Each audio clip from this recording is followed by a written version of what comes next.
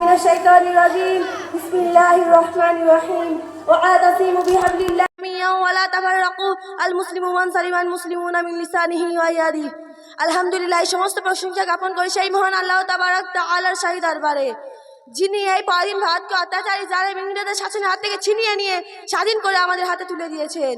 তারপরে লক্ষ্য করি দরুদ প্রেরিত হোক বিশ্বনবী হযরত মুহাম্মদ সাল্লাল্লাহু আলাইহি ওয়াসাল্লামের প্রতি। তারপরে জানাই আজকে এই মঞ্চ সদ্য সম্মানীয় সভাপতি সাহেব, বিচক্ষণ বিচারমণ্ডলী, বহিরাগত অতিথিবৃন্দ, আমার সম্মানীয় ওস্তাদগণ, অথবা যারা সমস্ত জাতি ধর্ম বর্ণ নির্বিশেষে সকলের প্রতি শুভেচ্ছা শ্রদ্ধা। বন্ধুগণ, আমরা সকলেই জানি আজ থেকে ৭৫ বছর পূর্বে ভারতবর্ষ ছিল অত্যাচারী ইংরেজ জালেমদের অধীনে শাসনে। তাই ইস্ট ইন্ডিয়া কোম্পানি ইস্যু করে ব্যবসার অনুমতি নিয়ে ভারতবর্ষে প্রবেশ করেছিল, কিন্তু তাদের উদ্দেশ্য ছিল ব্যবসা করা নয়, বরং তাদের উদ্দেশ্য ছিল ভারতবর্ষের মাল ধন দৌলত টাকা পয়সা শোষণ করে লুণ্ঠন করে নিজেদের দেশে নিয়ে যাওয়া। ক্রমশ তারা নিজেদের উদ্দেশ্যের দিকে অগ্রসর হতে লাগলো। বন্ধুগণ, কেমন ভাবে দেখুন ১৬০১ খ্রিস্টাব্দে ইংরেজ ব্যবসার অনুমতি নিয়ে ভারতবর্ষে এসেছিলেন। সেই সময় ভারতবর্ষের বাদশা ছিলেন সম্রাট জাহাঙ্গীর। বাদশা তাদের মনোভাব বুঝতে না পেরে তাদের ব্যবসার অনুমতি দিয়েছিল। তাদের প্রতি সুধার না রেখে ৫০০ বর্গ মিটার করে জমি এক একটি ইংরেজের হুকুমে নষ্ট করেছিল। অথবা তারা নিজেদের উদ্দেশ্যের দিকে অথবা তারা ভারতবর্ষের মাল ধন দৌলত টাকা পয়সা শোষণ করে লুণ্ঠন করে নিজের দেশে নিয়ে যেতে লাগলো। শুধু তাই নয়, ভারতবর্ষের মাল ধন দৌলত শোষণ করে তারা ক্ষান্ত হয়নি, ভারতবর্ষের মানুষের প্রতি অন্যায় অবিচার অত্যাচার করতে শুরু করে দিল।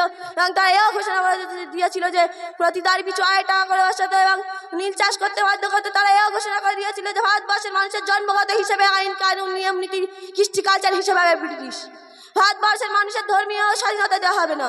এই চ্যালেঞ্জের মোকাবিলা করতে বিশ্ববিখ্যাত ভারতগুরু হযরত মাওলানা শাহ ওয়ালিউল্লাহ রহমাতুল্লাহ আলাইহি সুযোগ্য পুত্র শাহ আব্দুল আজিজ দেহলভী রহমাতুল্লাহ জিহাদের পতাকা উচ্চ কণ্ঠে ঘোষণা করে দিলেন।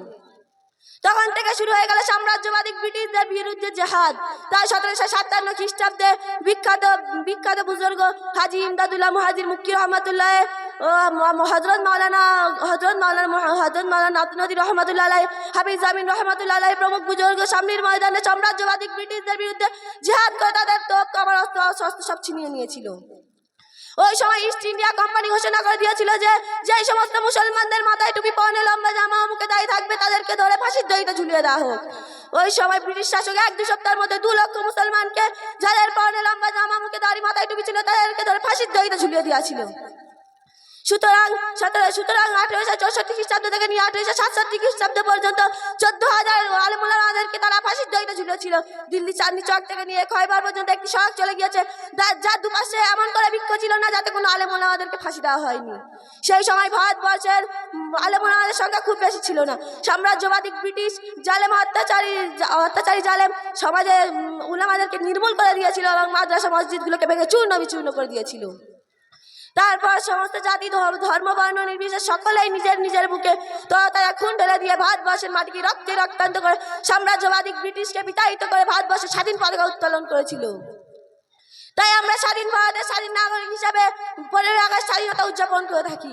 তাই আমি ওই সমস্ত বিপ্লবীদেরকে জানাই অন্তঃস্থল থেকে সম্মান, আর সমস্ত জাতি ধর্ম বর্ণ নির্বিশেষে সকলের প্রতি জানাই সাধুবাদ।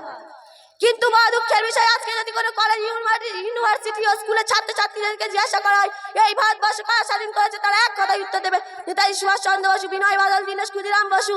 কিন্তু আজকে যারা এই ভারতবর্ষকে স্বাধীন করার জন্য নিজেদের মাল ধন দৌলতকে বিসর্জন দিয়েছেন, নিজেদের বিবিকে বিবাহ করেছেন, নিজেদের সন্তানকে এতিম করেছেন, নিজেদের বুকে তারা খুন ঢেলে দিয়ে ভারতবর্ষের মাটিকে রক্তে রক্তান্ত করে দিয়েছেন, আজও যদি ভারতবর্ষের মাটিকে নিংড়ানো যায় তাদের তারা রক্ত টপকে টপকে পড়বে।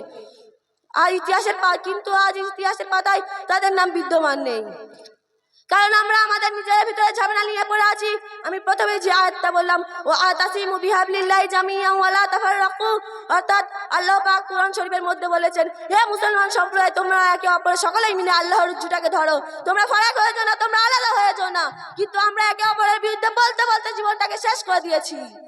হাদিস শরীফে রাসূলুল্লাহ সাল্লাল্লাহু আলাইহি ওয়াসাল্লাম বলেছেন, আল মুসলিমু মান সালিমাল মুসলিমুনা মিন লিসানিহি ওয়া ইয়াদিহি, অর্থাৎ তোমাদের মধ্যে প্রকৃত মুসলমান সেই যার জিহ্বা ও হাত দ্বারা অন্য মুসলমান নিরাপদ থাকে।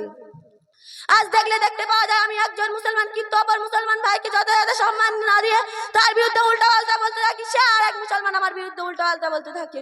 এইভাবে আমরা মুসলমান সমাজ অধঃপতনের নিম্ন স্তরে চলে গেছি। খুব মনে পড়ে কবি নজরুল ইসলামের লেখা, কবি নজরুল ইসলামের নিজের ভাষায় লেখা, বিশ্বজগতে গিয়ে আমরা তখন পিছিয়ে, বিশ্বজগতে গিয়ে আমরা তখন পিছিয়ে, বিবি তালাকের ফতোয়া গুজি ফেঁকা দিচ্ছ সে। আজ সেই কবি নজরুল ইসলামের কথা অক্ষরে অক্ষরে মিলে যাচ্ছে, বিশ্বজগতে গিয়ে যাচ্ছে, তারা একের পর এক উন্নতি করছে। আমরা সেই মুহূর্তে দাঁড়িয়ে মুসলিম সমাজ বিবি তালাকের ফতোয়া, বিভিন্ন রকমের ফতোয়া নিয়ে ঝামেলা ঝঞ্ঝাটে পড়ে আছি। এটা আমার ভুল, আমাদের ভুল, আমাদের মুসলিম সমাজের ভুল। তাই আমি ওই সমস্ত ঐতিহাসিকদেরকে বলতে চাই, তারা যতই এই সত্য ইতিহাসকে চাপাতে চায় না কেন, তা কোনোদিন পারবে না। কারণ আজ থেকে 1475 বছর পূর্বে মহানবী সাল্লাল্লাহু আলাইহি ওয়াসাল্লাম মহাবাণী ঘোষণা করে দিয়েছেন, আল হাক্কু নূরুন আল কুফরু বাতিল, অর্থাৎ সত্য হলো উজ্জ্বলতা দিবানিশি নাই, আর মিথ্যা হলো অন্ধকার আমানিশি নাই।